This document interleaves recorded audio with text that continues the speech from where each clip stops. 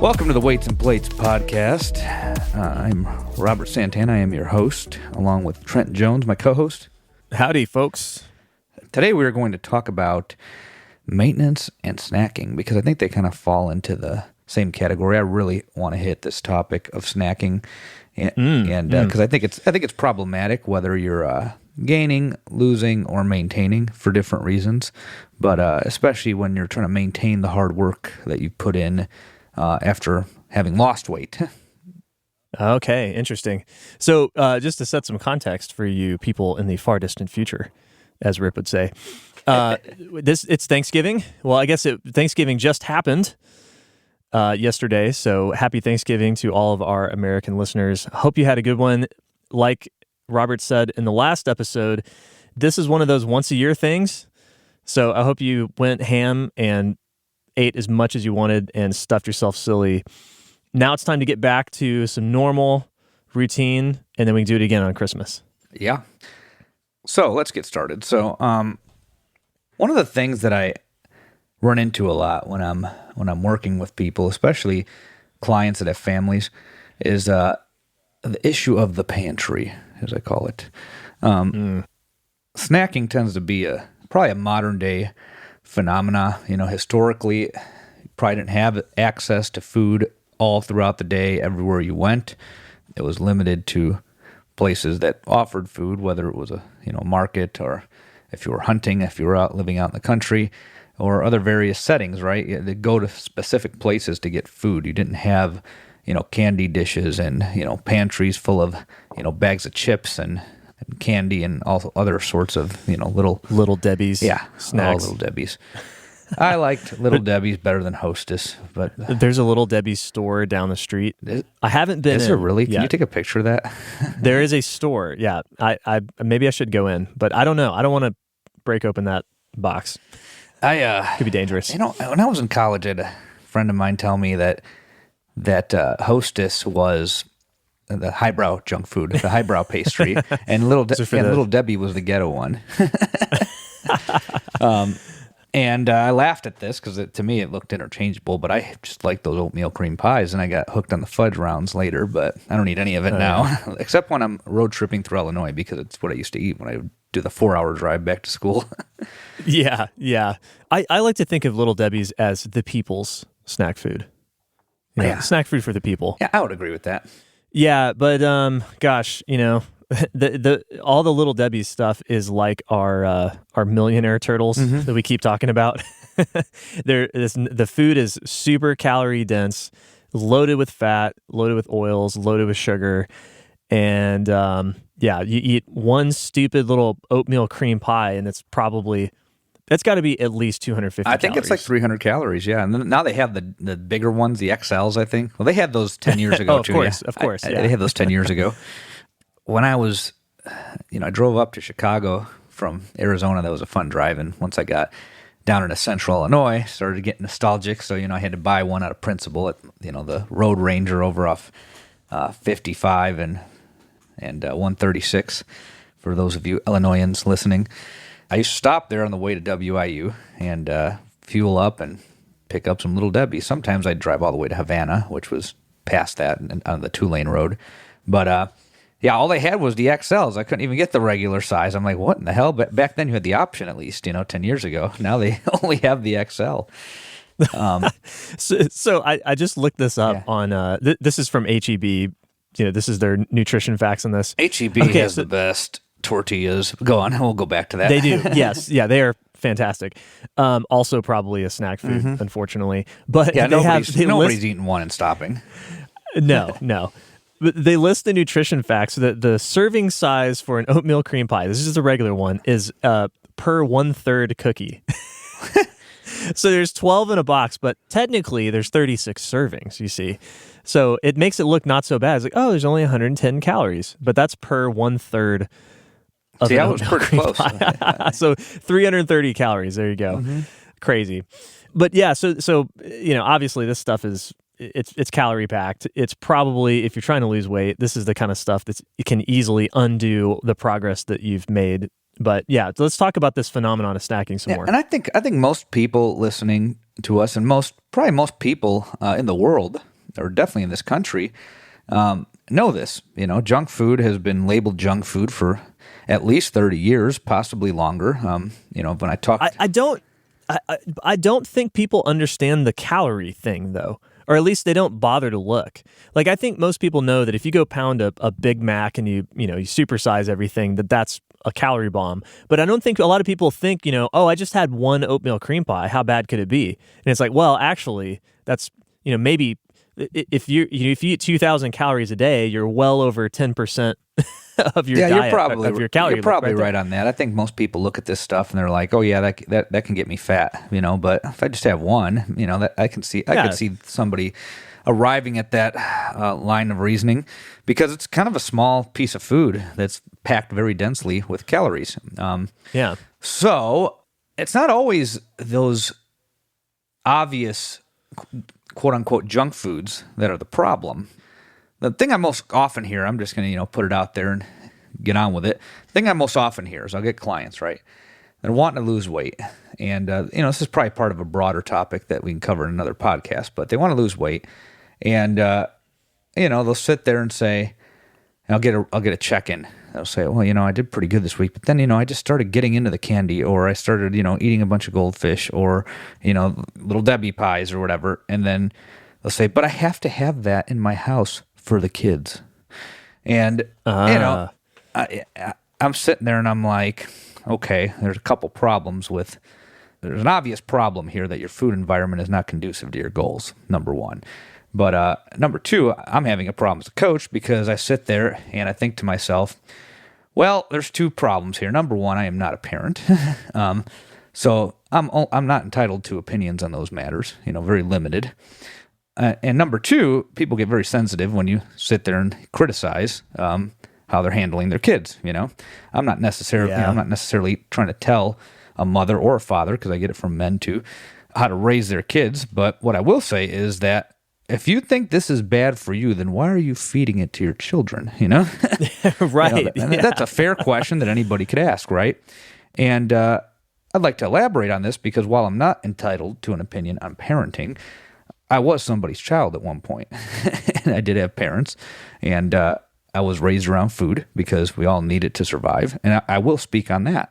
When I was growing up, we had some junk food in the house, like I think virtually most American households did in the 90s.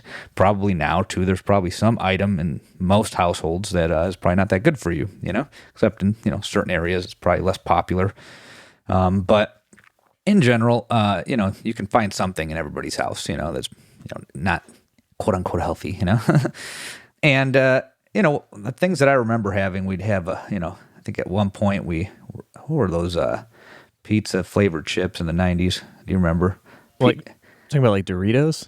No. We rarely had Doritos. It was pizzerias, maybe. Okay. That must have been a Chicago thing. I don't remember. It was a short-lived thing. I don't even know if they make them anymore. But we had those when I lived in an apartment. Then when we lived in a house, we moved to tortilla chips, right? Tostitos. So I remember we'd have at least a bag of chips. Ice cream bars were a thing. My mom was into that more than I was. And then if we had ice cream, it was, probably reduced fat. It was the dryers, the rectangular one, not the big gallon tub. We never had anything that big. And I'm trying to think what else. We might have those bricks of goldfish sometimes. Yeah. And, during the holidays, my mom might put out some M&Ms, but that was once a year. We didn't keep candy in the house at all, other than Christmas, I think. Was the only time I don't even remember having candy on Halloween. I think...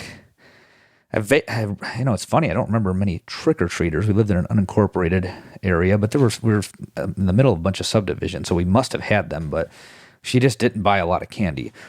My mom, the way my mom shopped, she'd go to the store once a week, and there were four of us at the house, three full-time. Sometimes my stepbrother would live with us. He was older at the time, but for the most part, it was my mom, myself, and my stepfather.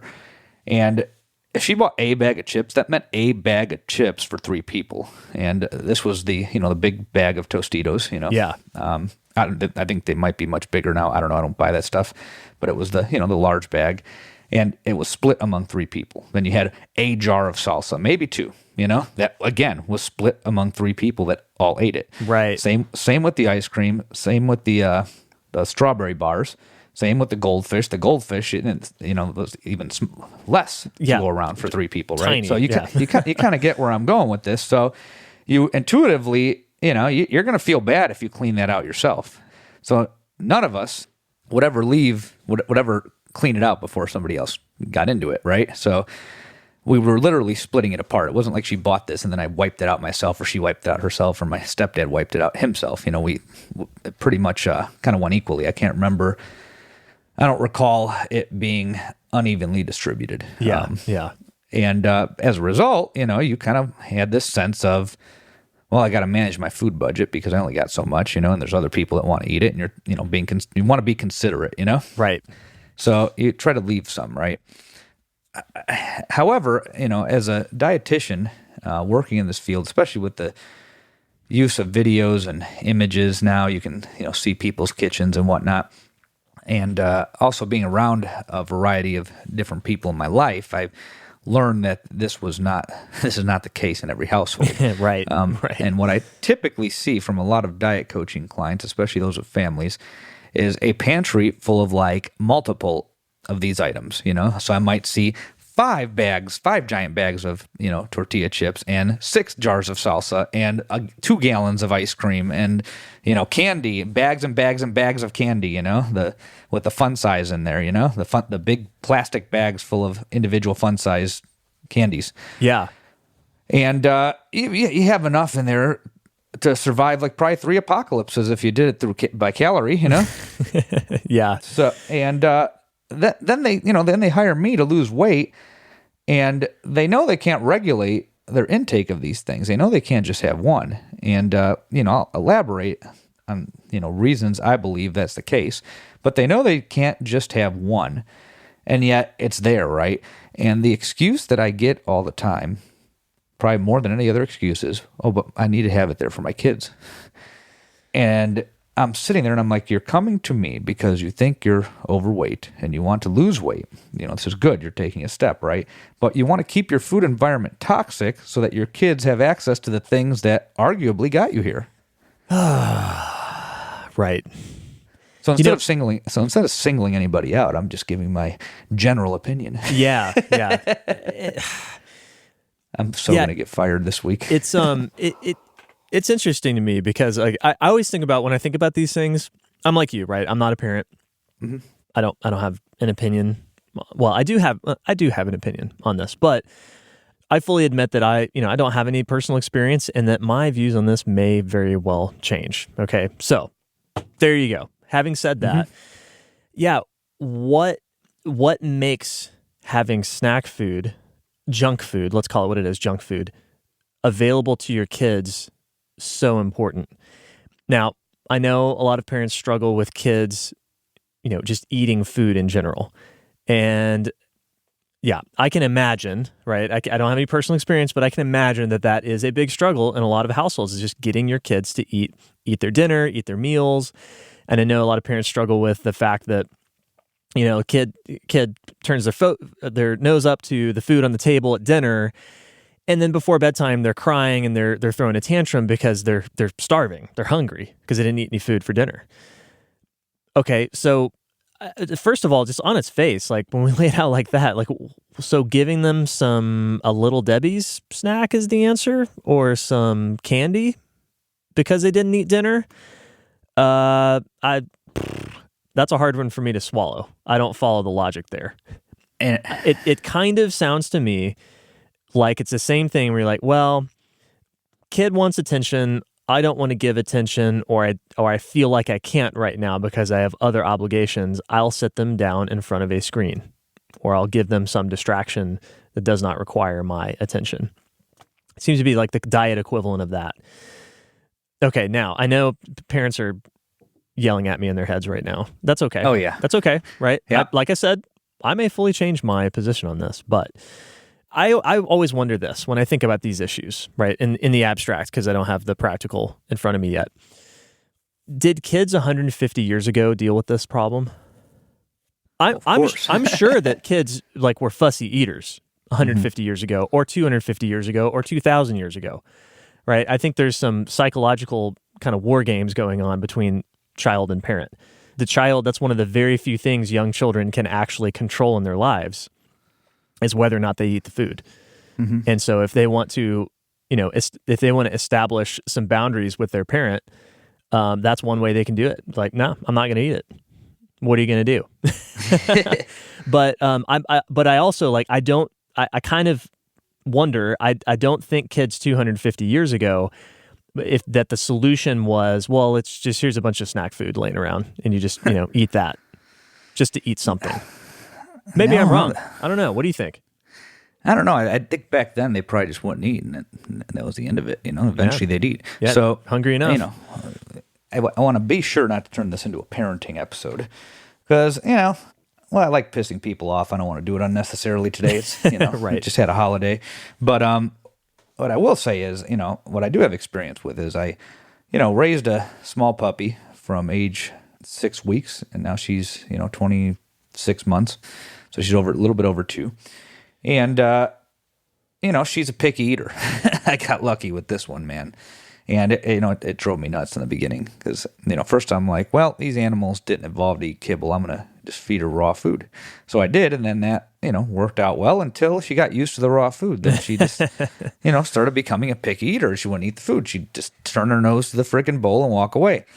Well, my lovely, beautiful, loving other half likes to feed her because I have a very cute dog. This is what she told me. She's like, well, you should get an ugly dog, then I won't feed her.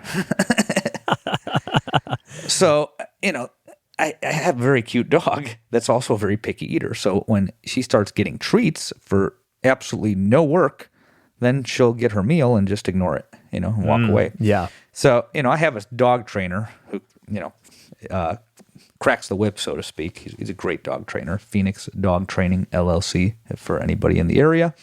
He has a great podcast, too. It's called Pet Talk with Will Bangura. Oh, cool.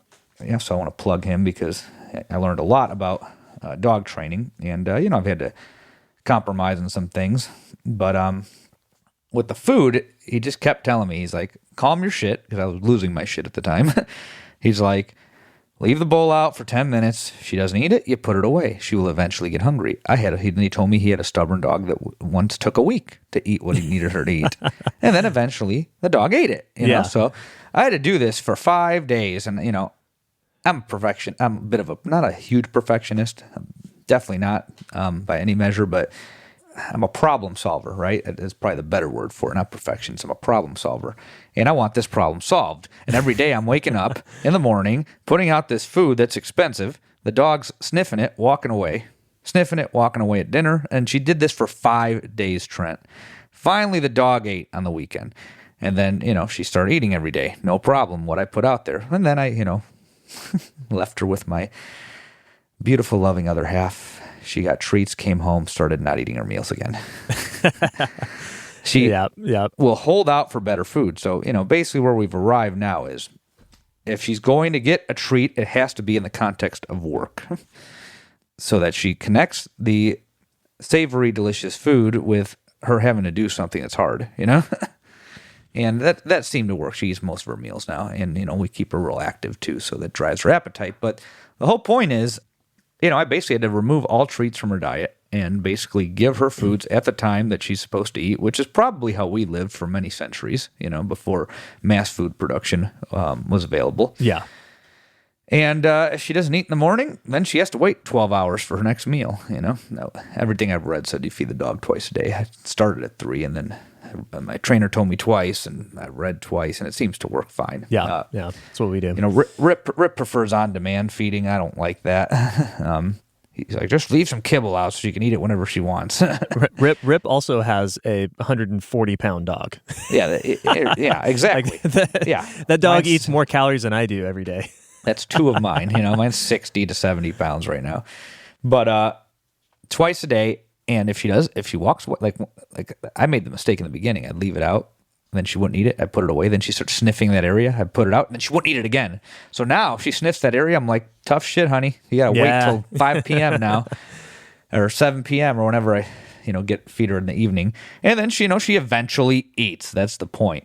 I haven't, again, I'm not a parent. I haven't read too much of how this concept applies to humans, but I would imagine that a similar application of this is necessary, because what I did learn when I was learning nutrition throughout the lifespan was, with infants at least, you don't want to force feed, and if they don't want it, you take it away, So I can't imagine that, that approach wouldn't hold for, a child human or an adolescent, or an otherwise dependent human, right? Yeah. Yeah, I think there's something that's definitely, like, as an adult, I think we can all appreciate this, whether we have children or not, is that, foods can be very stimulating. It can be a very stimulating experience. Okay, so Thanksgiving just happened. That's a very stimulating day, right? Oh, yeah. We just had a bunch of turkey. If you're American, at least, you had a bunch of turkey. It probably is brined, or maybe you live in the South and it's fried in peanut oil and delicious spices. But it's tons of salt and heavy meats, right? Lots of protein, very filling. You're gonna have some dressing, et cetera, et cetera, et cetera. Pie, like, there's just salt, sweets, coffees. Every flavor is being experienced. Okay, and that is a very stimulating experience. So what happens, like, the next day? Well, we all eat leftovers, right? And it's kind of like the second hurrah, right? Like, okay, this is not bad. It's not as good as when it was fresh, but it's all kind of the same flavors, so it's still pretty good. But then there's, like, a hangover that happens at some point, right? Yeah. Maybe it's Saturday, maybe it's Sunday, maybe it's the next Monday, whatever. You run out of leftovers, and you're just kind of like, man. Well, you're exhausted from cooking, from seeing family and cooking a Thanksgiving meal. So you make something simple, right? Maybe you make a rice bowl, or just whatever's easy to throw together. But then you're like, man, this just tastes kind of bland. It's just kind of boring. Like, what are you going to do that's going to live up to what you just had? You can't, right? And so I think this is, that's one of the things that we have to control with, or account for when we're trying to change our behaviors, is just to pull away some of the stimulus from the food. And this is, like, we've talked about it before, this is the thing about junk food, is that it's extremely stimulating in this manner. It's even worse, because at least when you eat a Thanksgiving meal, like, you are stuffed to the brim and you're probably going to go pass out because you're so full. With the Little Debbie's snack cake, you're getting the same experience, like an assault of the senses and in the flavors, but you're not getting the gut-busting full feeling either to make you stop. It's never enough. What my mother used to tell me, so I wanted to say it, I got sidetracked. So when you said, what do you do? And the kid's like, well, I'm not going to eat it, right? Or if anybody says they're not going to eat it, right? Somebody who's depending on you, whether it's a child, adolescent, or even an adult, right? Yeah. What my mother used to say was, well, beggars can't be choosers. You eat it or you go to bed. Right. and that was that, and was an important belief structure that I hold today, like, if I'm limited to certain options, either I take advantage of those options or I don't. And I've recreated this situation. Probably at some point this year, I hit a point, so this is what I wanted to lead into. For those of you who think that I have not experienced these troubles myself. During the lockdowns last year, well, let me back up. Up until 2019, I had some level of activity throughout the day. I graduated my master's in 2010, or 2011. I finished my master's. And then I moved to Los Angeles, and I lived in the city. So I lived in downtown Hollywood. So, I walked a lot. I didn't have a parking spot at my small 250, I think, square foot apartment. So I had to park at a garage a few blocks away. And, given what I've studied, I knew that, walking and accumulating a step count was important. And, at one point I surfed, and then, I would lift, and I was accumulating some light activity throughout the day. Let's just put it that way. I may have had a sedentary job at the clinics, but, I'm ADHD. I'd get up, I'd walk, I'd go talk to people. I'd go out in the parking lot, walk across the street to the grocery store to get, a snack, because I had a dialysis center that was across from the grocery store. Actually, both of them were.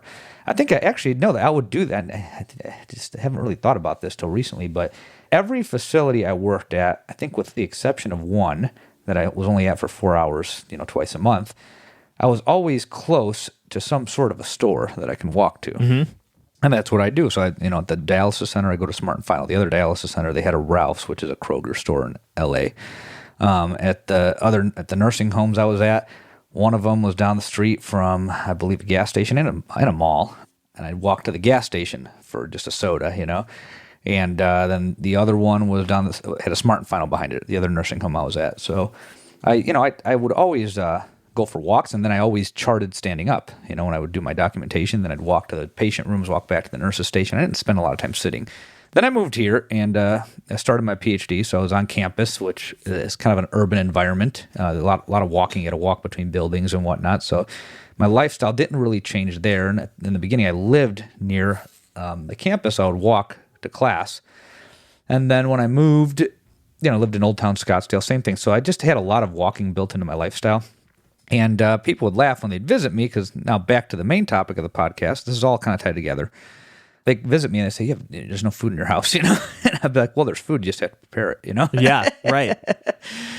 So I just habitually, I'd always, because I didn't grow up around lots and lots of snack foods, and my mom shopped like a minimalist, Yeah. She would, buy a lot of rice, and she'd, buy enough meat. She'd buy a week's worth of food, but I'd say 75 to 85% of that food required preparation. I was always required to eat breakfast, whether I woke up at 3 a.m. or 9 a.m. It did not matter. I had to eat when I woke up. Yeah. Always. Yeah. I'd wake up and I'd have a proper breakfast, whether it was cereal and milk and a banana, or I think when I became an adult, I moved to omelets. So at my mom's, it was some sort of, cereal type deal. Either it was oatmeal or cereal.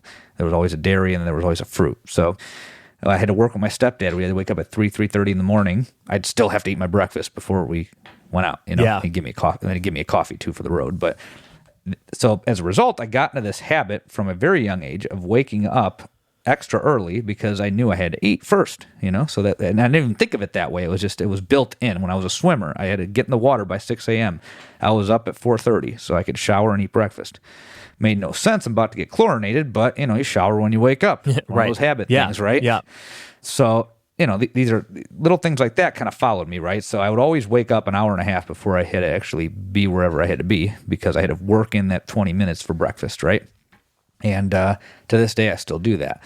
So, as an adult, yeah, people would visit me and they'd see that I had no, my pantries were empty, maybe whiskey bottles from all the collecting I started doing. If you've known me in recent years, there was a point where I had whiskey bottles in the pantries, but no chips, none of that. You see some pasta in there that's dried up that needs to be cooked. You see cans of beans, things like that, but no chips or anything like that. So at 19, I opened the gym. So that, my activity stayed good. Then at the end of 19, I, started running it. And then in 20, obviously the lockdowns happened, and I was spending more time working from home. The other thing, too, is my gym office gets really hot in the summer because it's all glass storefront, and I'm east-facing, so the morning it just gets blasted. So anyways, I do all my online coaching at home. I do my in-person stuff at the gym, and my filming and all that gets done there, too. I do some office work in the afternoon, but my point is I became very sedentary in 2020. Did not realize it. Then I was, like many of us, had a couple extra alcoholic beverages throughout the week, Right. in the thick of it, and was snacking more. And part of that is, when I'd stay at Christy's house, she has a lot of snack foods, and she could have snack food in her house. It's not a problem. And she didn't really have a lot. She'd have like a few chocolate things here, but then she would snack on like chickpeas and stuff, and which was fine for a runner. When she was doing marathoning, no big deal. But when you're putting in a bunch of protein calories, that leaves a lot less room for fat calories, right? Yeah. So I go to her house, and the bread products were there. Bread's my kryptonite. My dad was a big bread addict. Him and I can put down a loaf if it's sitting in the house. We'll put it down in a day. He could probably do two. He's bigger than I am.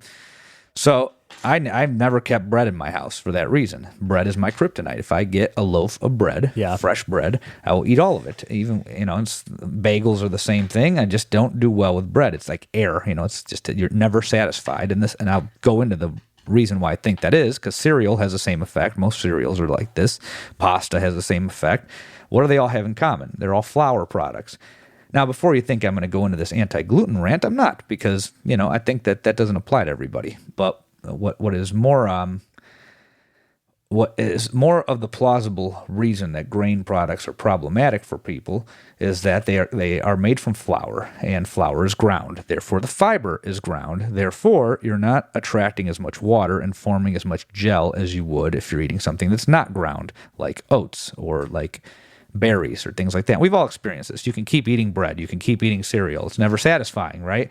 Pasta's the same way. You get this tiny little portion with 50 carbs, and then you're like, fuck, I'm still hungry, you know? Right. Even if it's whole grain, because again, you're dealing with flour. You lose that gel forming capability of the fiber, and you're not as full. So, bread, I don't keep that in the house, right? Christy did. She got me hooked on these Trader Joe's crumpets, which for those of you who can regulate your bread intake, those things are great. They're 100 calories. They taste really good. Just put some spray butter on them. Delicious, right? Problem is I can eat the whole package in a day. Right. So, over time, I started buying these things at my house, and then, she's into these like low calorie ice cream type deals. And, I got into that too before I met her. I was doing a Halo Top ice cream and whatnot. And I used to, eat a pint of that, and it was fine. It's high protein, high fiber. But this year there was these, what were they? Those mocha coffee ice cream sandwiches at Trader Joe's, 140 calories. You've mentioned those, yeah. Problem is, I eat the whole box. I mean, I'll eat at least 2 a day, 3 a day, and then if I'm, it's because it's not satisfying, right? You eat one, you're already thinking about the next before your last bite, Right. So what led me to zoom out and look at these problems wasn't necessarily that I got fat. I never actually got fat. My pecs have been ahead of my belly, and I don't have man boobs for those of you who are going to try and pull that card out. But, I was sitting at 190 to 195, decently strong for my size. I'm 5'9". I, squat 445, deadlift 515, press 225, bench 310. So I'm not like a weakling sitting at 190. So that looks very different, Obviously, if those numbers go up, I'll look even more different than that, right? So I gained the weight, and I was fine with it. I was fine with how it looked. But then I noticed that there was a couple things this year that happened. First, I went to L.A., or Orange County, I should say. I went to Orange County, and I tried to surf for the first time in 10 years. And I was a competitive swimmer in high school. And when I moved to L.A. and was surfing more regularly, I never had a problem getting out past the break, even on day one, because I used to swim, right? Yeah. Well, it took me forever to get past it. I got blown probably almost a mile upstream, because of the Right. currents. And then I had to swim. I probably swam half of that back before I said, well, fuck it. I'm not going all the way back to the pier, Huntington Pier, for those of you who are wondering where I was at. If you ever surf in Huntington Beach, the current pulls you north typically. And I remember this 10 years ago. It's the same case today. It tends to pull you north.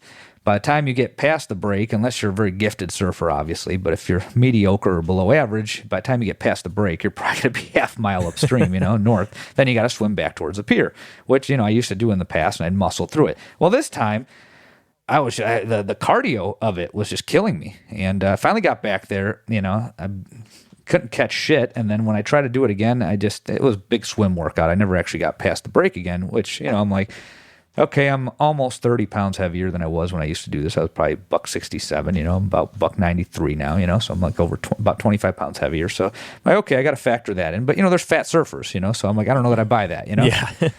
And they're real good, too. I remember I saw that my first year doing it. I assumed they were all these skinny guys, but there were some fat guys that were really, really good, Yeah. because they've been doing it since they were kids, and they gained weight but didn't stop surfing, So I'm like, I'm out of shape. I'm like, okay, I just let it roll off. I'm like, I don't surf, whatever. I'm in shape enough to do stuff, right? So then the next thing that happened was I went on a hike that I'd went on a year ago.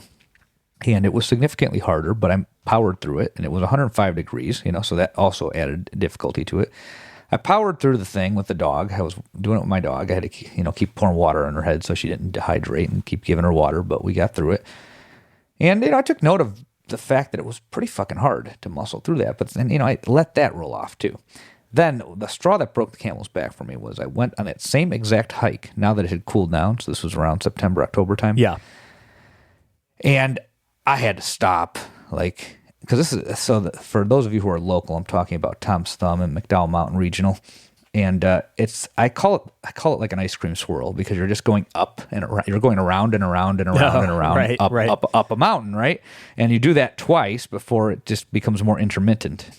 And it's about a mile uphill like that. And I kept having to stop as I'm going up this swirl thing, this ice cream swirl, as I call it. There's probably a more technical word for it, but that's what I think of when I'm hiking this thing. Yeah. And I'm like, fuck, I am out of shape to the point where I'm officially unhealthy, even though I'm not fat and I'm strong, but I'm just out of shape. And then I started thinking back, I'm like, okay, I'm not moving around as much as I used to, and it just, I didn't notice that the lifestyle had changed. I'm hyper aware of it because of what I do for a living, but that dawned on me. And this shit's got to stop. And then, then I started thinking about how I was eating because it's all tied together, and I thought that maybe I've gotten too busy and was stress eating too much because I had noticed I was, just going to the kitchen a lot, just grazing all day long, wanting to graze. So I'm like, this must be stress induced, I just need to get through it. I'm Sure. working on a PhD, I'm trying to finish that by next summer. I'm like, it'll get, just trying to blow it off, but at the same time aware of it. So I sit down and I'm like, I started thinking back to the fruit thing we talked about. And I'm like, what am I grazing on? And I'm like, well, there's these ice cream sandwiches and then there's these crumpets. I'm like, well, bread I just need out of the house. I've done that before. That's no big deal. Remove the fucking crumpets, and try to eat better carbs. Oh, so I bought oats, And then with the ice cream sandwiches, I'm like, well, the banana, I think I talked about this in another episode, didn't I? Yeah, right. Yeah, swapping out substitution of fruit for sweets. So the banana hits the palate, for me at least, similar to chocolate. So I was able to get away from the chocolate by replacing it with banana. Here's the interesting thing: the first 3 days, and this sounds like almost like a drug addiction. I have no problem sharing this though, but first 3 days I ate like 6 bananas a day for 3 days. Because I just gotten so used to grazing throughout the damn day, right? Yeah. And then by the 4th day, I was down to like 2 or 3 without even thinking about it. Like I was just good after I'd eat my breakfast and I was just good. And then like I would work uninterrupted, not thinking about food for like 4 hours, 5 hours. And I'd be like, okay, I'm at a stopping point, gonna go get lunch. Then I would go get lunch and, may or may not have a banana with that. It typically was, make my burrito bowl. So I'll have like rice, refried beans, meat, little bell peppers, etc. And then at dinner, I might have another banana. But the whole point was I was able to go longer without thinking about food or going to the kitchen to graze. And I was more satisfied. And, I've lost a few pounds because of it. And I'm not tracking anything. So what was interesting was I'm like, I think I'm stress eating. Maybe I'm compulsive eating. I don't know what, I thought that there was a psychological component to this. And, maybe there is to a certain extent. But when the cravings stopped after a few days, I'm like, this looks like there is like some biochemical, physiological stuff going on here, some neurophysiology. I think that like, because just removing that stuff, substituting it with something else, and doing that for a few days, suddenly the compulsion to like go in there and graze all day, and my stress levels have not changed. My responsibilities are the same. So that's when I really started thinking, I'm like, these snacks are more problematic than people think, like, yeah, there are just some things you just can't have in the house, I'm going to try to dig up a link for this, and I'll post it in the show notes here. There is an essay I read years ago in the New York Times when it was a little bit more of a journalistic publication than it is now. And it was called The Science of Junk Food. And it was written, it was either written by or about a guy who is a pioneering food scientist for Frito-Lay and a bunch of other, kind of now very big snack food companies. And one of his innovations in the field was a concept he called vanishing caloric density. Okay, and it's exactly what you were describing, that gel formation that happens with less processed cereal grains.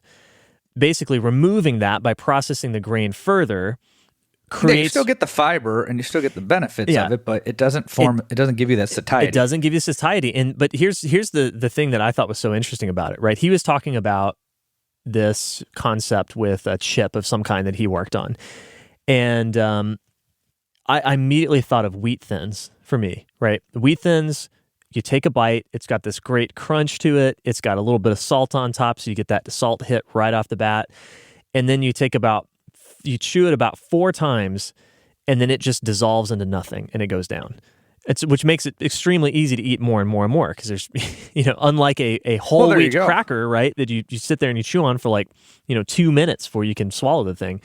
Well, the whole point that I'm getting at here is that this is very carefully designed. And in this essay, they talk about how these food scientists often will spend, millions of dollars just figuring out the exact PSI required to break the chip when you bite in. Because they want to have, it's all very carefully engineered to have a certain mouthfeel, a certain crunch, a certain amount of time where that sits on your tongue before it dissolves and goes down, all to create an experience to make you eat more. And I thought it was just fascinating. I mean, it shouldn't surprise me, right? But this is the industrialization of food and the commercialization of food, right? That you want to create a product that people keep buying over and over and over so you can sell more. And I just thought it was super interesting how much care and R&D went into this experience. So it's not surprising me. I don't know what's going on with the biochemistry or the psychology of this stuff, but I do know that these things are designed to give you a certain experience that is it's supposed to assault your senses to get you to eat more and light up your hunger signals so that you just keep reaching in that bag. Well, we got to get Christy on the podcast at some point. Let's get a real expert on this podcast. I know, right?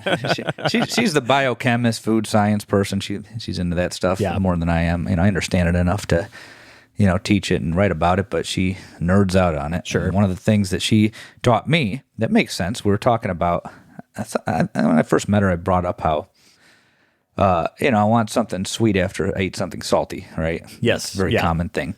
And she's like, well, that's because, that overrides your satiety signal so you can keep eating. There's some biological mechanism there by which if you eat something salty, then you eat something sweet, you could keep alternating and go back and forth and just keep eating. And we all know that.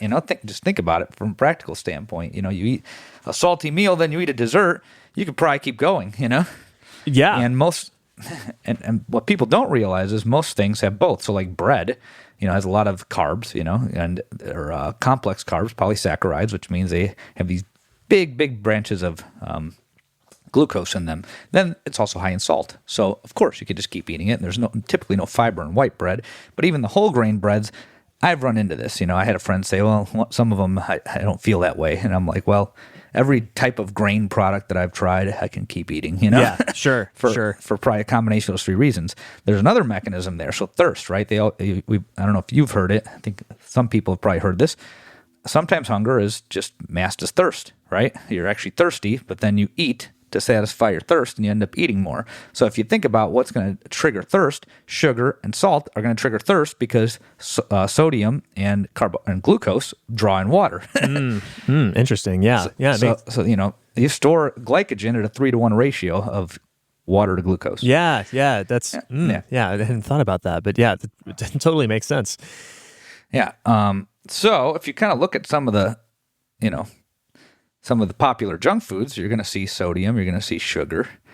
And when you kind of pair those together, that enhances this even more, and especially when you don't have fiber. So, yeah, I believe that, if you think about it, if you want to sell something, you want it to taste good, right? And then you also want people to buy more of it. Right. So it only makes sense. But that doesn't mean that you have to buy it, like I like all this stuff. I don't keep it in my house, But I don't really see... I'm not the type of person, and people who have worked with me know this, people who know me know this, I'm not the type of person that says you can't have A, B, or C. But what I will say is, as a practical matter, if you keep snack foods in the house, you're going to eat them, especially if you get stressed, especially if you get busy. And once you start eating them, it does something to your palate. Now, regular food tastes bland, Right. I remember when I was an undergraduate, I remember reading infant studies where they were basically illustrating how extreme saltiness is an acquired taste, right? And I forgot how they measured it, but basically you can break that, and you can also develop that, right? And I noticed that when I eat things that are very salty,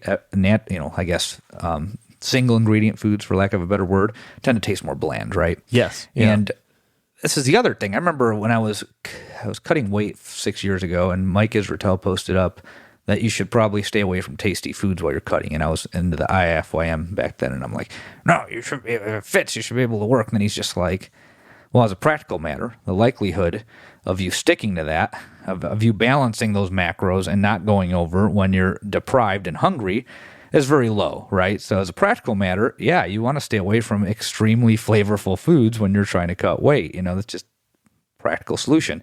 Should you do that when you're trying to maintain your results? You shouldn't have it in your house, that's just as a practical matter, So like I think about it and I'm like, okay, yeah, sure. If you want to have an Oreo sometimes, that's fine. But do you want access to an Oreo every single day of the week in your refrigerator? We used to keep them in the fridge. I don't know what other people do. You barbarian. That's yeah, not in the package. Yeah. So I think this is interesting. I hadn't really put this together before, but yeah, we're not a family here that keeps a lot of snack foods. Now we keep a lot of delicious food around, but it's all stuff that requires preparation. And probably the closest thing we have to snack food is we will keep some bread around to make toast with, with our eggs or whatever. And so, if you want to make some toast with some honey on it or whatever, you could do that quickly, but that's about it. But one thing I hadn't really thought about before is the fact that, whenever we eat junk food, it's a special occasion. Like we're traveling. Like I love Pop-Tarts. That's my kryptonite. Last year I was in the store and there was like a 6 for like $1 deal on Pop-Tarts. And I bought 6 boxes and I think my wife ate one Pop-Tart, like not a package. She ate one of the tarts, so like half of a package, and I ate all of the rest. So I ate 6 boxes of Pop-Tarts on my own. I believe that. and so I can't stop either. But, so I don't buy Pop-Tarts to keep around the house, but I do eat them. But I just realized, I was like, well, I eat them when it's a special occasion. Like we're going on a road trip, we're driving to Texas, and it's a 12-hour drive. Well, I'm going to buy a box of Pop-Tarts to have as a sweet snack when I want that. We'll also buy some celery and stuff, so we're not just pounding junk food. But it's right. But we will eat the junk food. But that's got to be key, right? Is that it is a special situation, and there's something about the fact that when I eat those on a road trip, it doesn't carry over when I come back home. I'm not like dying to have Pop-Tarts when I get back home from the trip. Right. And I think it's probably because there's some separation psychologically between, it's like, yep, that was a thing that I did because we were on the road. Everything's different. My schedule's different.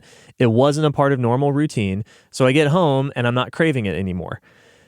So, take that for what you will. But I think that's, you probably need to start looking for ways in your life to satisfy the junk food cravings by saving them for special occasions. And don't keep them around as a matter of practice in your house.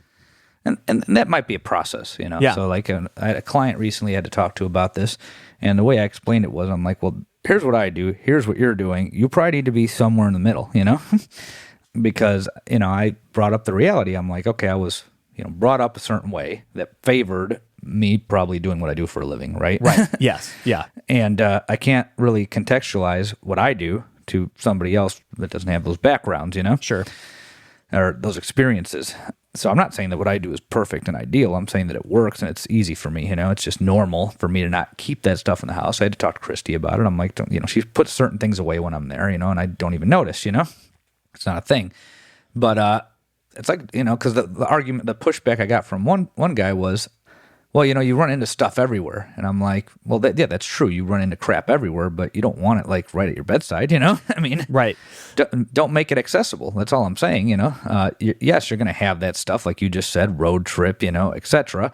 And, there's other challenges with, okay, you have a job that makes you eat out all the time. We could talk about that in another episode. But my point is, you don't want to make this highly addictive food accessible, and everybody listening knows what their poisons are, right? So don't put them there where you can easily reach them. Make yourself work to get them, and that's what I was saying earlier about when I was a kid. If I didn't like what was available, looks like I'm going to bed hungry because I wasn't going to leave the house. I didn't have a car at the time. I wasn't going to ride my bike at night in frickin' Chicago cold to go get junk food. I would rather go to bed. You make these are choices you make, right?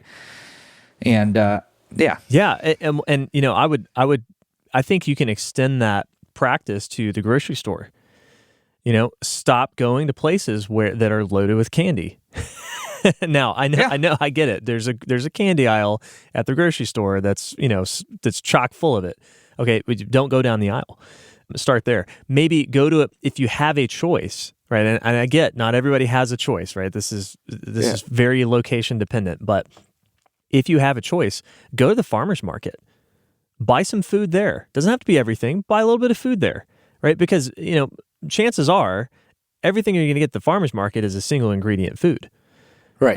It's a different experience because it's not an onslaught of, thousands and thousands and thousands of different products that are all there that are carefully displayed to, tempt you to buy them, like they are at a grocery store. But even then, some grocery stores are better than others and how they're laid out. And some grocery stores, it's possible to walk through the produce section, to walk around to the milk and the dairy section, get your eggs, go to the meat section, get your meat and stuff, and then kind of walk around and go home, or pay for it and go home, right? And you can kind of avoid the middle aisles that are, packed full of this junk food, right? There's some grocery stores that are a lot worse that have a lot more side displays and whatever that, where you can possibly run into this stuff. So I think, everyone has a different situation. We can't really generalize, or we can only generalize about it. But if, like you said, what your poisons are. So see if there's a way that you can rearrange your schedule, rearrange the places that you go, rearrange the places you shop at so that you have less exposure to this.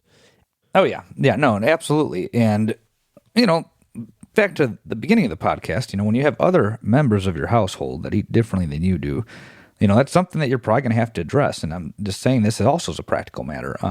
When I was, when I was training to be a dietitian, that was another thing that came up, that people whose spouses typically people whose spouses aren't on board tend to fail more. There tends to be a higher rate of recidivism with diets. Right. And, again, it's your environment, right? Environment plays a role in this. Nobody's denied this. I'm not saying that environment's the end all because you've heard me talk about how genetics plays a role in this as well. Yeah. But you cannot ignore the role of environment. If you're going home and, let's say you're, it's the same thing as an alcoholic. If you're an alcoholic, you go home and there's booze, you're going to drink it probably, Same goes for a drug addict or any other type of addict. These foods have addictive properties, whether you want to refer to them as, drugs or addictive, is a whole other argument, but they have addictive properties. They're definitely quasi-addictive if they're not actually addictive, Lots of people have written about this. You sent me an article just now. Mm-hmm. But the point is, it's not that, we have to eat, so it's not that you can't eat food. It's just that certain foods are going to trigger that. And it's very important that, if you're in a multi-person household, that the other members of that household are in support of what you're doing one way or another. So like in my case, I don't have children. I do have a girlfriend, and she has snack food in her house. She has a child. And when I stay there, she, removes it out of sight, and I'm not going to go hunt it down. I know some people have different issues than what I have. I don't think about it. I look at what's available because again, it goes back to how I was raised. I look at what's available. And if I don't like what's available, I'm done eating for the day, Right. And that's that, so she just makes it unavailable, So that's the solution. Just start dating a competitive bodybuilder. No, don't do that. I'm just kidding. Unless you want an eating disorder. Right. No, sorry, not sorry. No. So I think one other generalization we can draw from this conversation is the more that you can put intention into your eating, the better off you'll be. Right. So, sure, not everyone is in a relationship right now or has family members that will be on board with changing your diet. And that's tough because, absolutely. My wife and I normalize, like, if one of us changes a little habit, the other one typically follows, right? Yeah. But I think the more that you can be intentional about what you're doing and stopping the drive-bys, the grazing, like you're calling it, then the more that you have a chance to start to slowly change these habits. Right. So that's part of the reason why cooking and preparing your food works, is because it requires focus and attention. It takes no focus and attention to walk by the candy jar full of M&Ms and to grab a handful. You have to stop your day and whatever you're doing and whatever you're thinking about to turn on the stove and make a thing of oatmeal or whatever.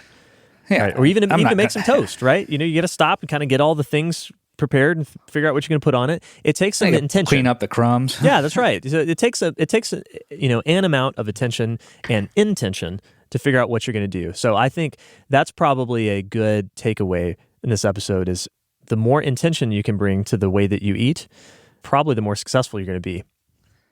I would agree, yeah. And the other members of your household aren't on board with eating the way you eat. They can support you in other ways, It doesn't mean that they have to follow your diet. But, keeping the stuff out of sight is something that's doable. It's what we're doing right now. Sure, yeah. And that works fine. And then, when I'm at my house, I don't keep anything in here. That's how I've always lived. I just kind of went back to that. I'm like, I buy what I need. And then when I stay with her, she makes the, like for me, it was chocolate peanut butter cups and ice cream sandwiches. Well, she keeps the ice cream sandwiches in the freezer in the garage. That would require me to walk in there, open it up, then open up the box because they're usually completely sealed, Yeah, right. And throw stuff in the garbage, and I'd rather just go to bed, Yeah. And it's just these little micro habits. I'm just like, well, it's 10 p.m. I'm tired. I don't want to go walk over to the chest freezer and open it up, and pull the tab back and unwrap the wrapper, then go back in the. No, I'm not going to do that. So the fact that I don't see it is enough for me. Yeah. For other people, it might require a little bit more effort. But then the chocolate peanut butter cups from Trader Joe's that she used to buy, she does keep them in the pantry when I'm there. There you go. All that's in there are cans of beans, canned goods. Just stuff that she has stocked up for emergencies. And just things that require preparation. What were you gonna say? I have one more tip for you. So I'm stealing this from someone, and I apologize. I can't remember who it was that first said this or where I first heard this, but here's the tip. Make your kitchen have restaurant hours. Most restaurants are closed between the hours of 2 and 5. You just assume you've got lunch hours and you have dinner hours, right? And it's closed off limits between those 2 hours. And this person that I heard it from, they're like, yeah, because no good eating choices happen between 2 and 5. No. And ever since I heard that, I've caught myself at like 3:30, 4 o'clock, grabbing, rummaging around for something that I'm going to make. It's usually like some amount of am I going to make some like toast with jam on it or something, just something sweet or whatever. And I've never picked anything healthy, quote unquote, during 2 and 5. She was totally right. I remember it was a woman that said it now, but I don't remember where I heard it. But that works pretty good. Yeah. So it's like, you can hide things. You can just shut down the kitchen. You can turn the lights off, whatever you got to do to give yourself some environmental cues to not go in there, make it a pain to go in there. No, it makes total sense. And at night, after what, I think sometimes I eat 7 or 8 because, I work, but, typically, after my dinner meal, I don't really eat any more actual food or meals at that point. And if I'm really hungry and it's getting close to bedtime, I'll just make a egg white protein shake, egg white powder. Yeah. I'd get the chocolate flavor. It doesn't trigger anything with me for I can tolerate it. It's my one dose of artificial sweetener for the day, and then I go to bed and I'm fine. But I recommend that to a lot of my clients that I work with, just evening protein. It's not mandatory. Some people would rather eat it. For a long time I did. I would just have ground beef. But again, it's the whole prep thing, Lately I'm in the mood for that. So now it's working. I might change months from now. I might go back to eating ground beef before I go to bed. But, I'm just like, I get a little bit of sweet, and then I get the protein. I'm nice and full. That egg white protein powder expands, and then I just kind of go to bed and wake up fine the next morning. But yeah, you don't need to have 75 bags of chips in your pantry, You might have to go down to 65 to start out, Right. But, there's a progression here. I'm not telling you to clear your pantries out tomorrow, but have less than you had today if you hadn't thought about this before, even if it's 1 less bag of candy, 1 less bag of chips, a half-gallon ice cream bucket instead of 1, or 1 instead of 2, depending on what you buy, right? Yeah. One that I forgot to mention earlier, we used to share a 2-liter among 4 people of soda, and then we switched to diet in the late 90s, but I remember when we did have soda, we would share 1 2-liter with 4 people. Yeah, that used to be the way it was. You used to order pizza from Domino's in the 90s. Yeah, that's where we would get it. Yeah, and you get the 2-liter, and it's for the family. Now it's like you get the 2-liter, you buy 4 of them because they come in like a 4-pack, or you get the 4-for-1 deal or whatever at the store. Yeah. And so now everybody's got one.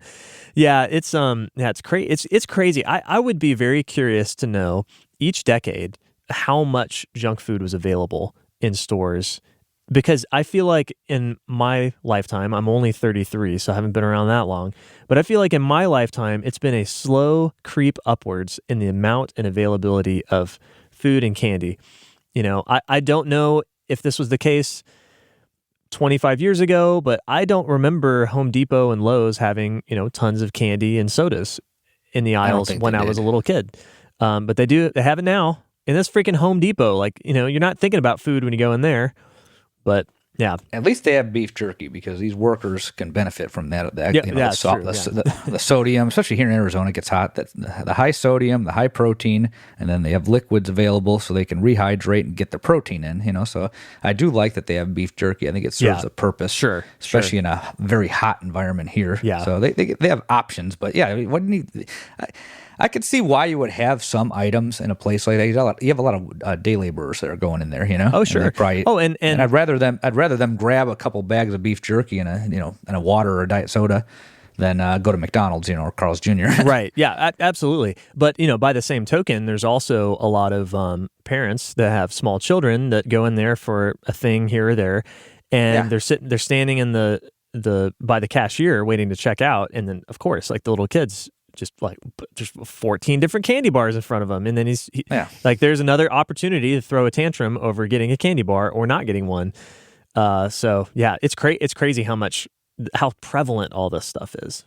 I think that this would be a good atypical reason to get Rip on the podcast because he talked about this briefly on his podcast when I did it 2 years ago, and he was telling me how the lack of variety in the stores back in the day limited your options, and he was a believer that, now that you have 55 different types of bananas or 55, 70 bags, different types of chip bags, you have all these options and, people just start buying everything up. It's like the kid in the candy store analogy, has some truth to it. Yeah. If you see a bunch of food, you want, I got to try this, I got to try this, I got to try this, I got to try this, So I think that'd be a cool reason to bring him on. That's that relates to strength training still, but it's not the typical reason that people bring him on. Yeah, absolutely. And here's the thing: I'm sitting here thinking about this. I'm like, okay, I know some of you tuned in to this show in the first place because you wanted to get deep into the science of nutrition, but I'm not a nutritionist like you are. I don't do much nutrition coaching, but I do work with people. I coach them, and nutrition is a big part of strength training and conditioning, right? And you can't ignore it. So I end up having these conversations too with my clients. And behavior, what we're talking about now, understanding what drives you is way more important than understanding the biochemistry of food. You need to know some bare bones basics, but if you do a good job, if you do a fantastic job with understanding and managing your behavior, but you really don't understand all the details of food, you'll get a lot further. Yeah, I mean, this is where it's really at, the other day I had a guy send me, I showed you the message, sent me a image of 2 different shoes with x-rays of the feet and then trying to make this argument for a specific type of shoe in the weight room. And, my first response was, I've been telling people that they must buy proper footwear if they're going to lift weights, And I'm like, I don't need an x-ray. Or no, I said, somebody trying to squat heavy in running shoes and rocking around all over the place or press heavy in running shoes and rocking around all over the place illustrates the problem pretty clear and closes the deal, Yeah. I don't have to do much convincing there. Yeah.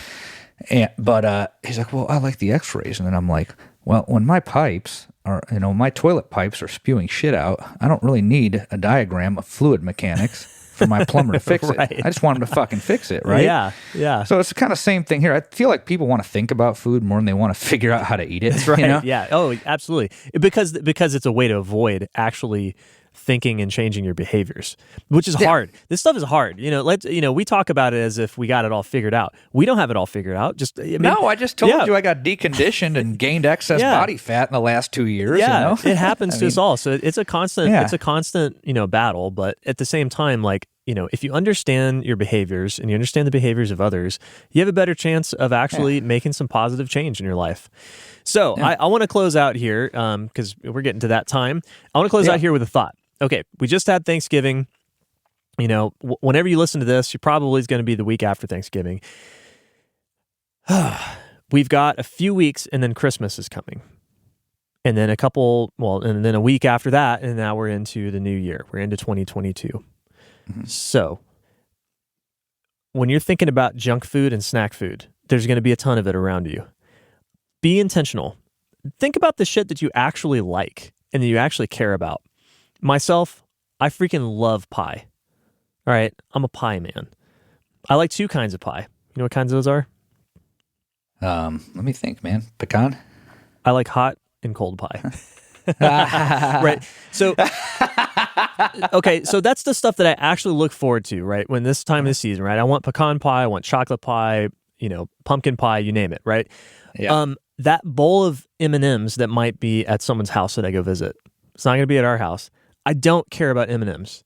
I'll eat them if they're around, but I don't care about them. They don't do anything for me. They don't excite me. It's not something I look forward to. It's not part of the ritual of the holidays for me. So, I don't need to put a bunch of junk food in front of me to get at the full experience, if you will, of food and, kind of this time of year when we indulge.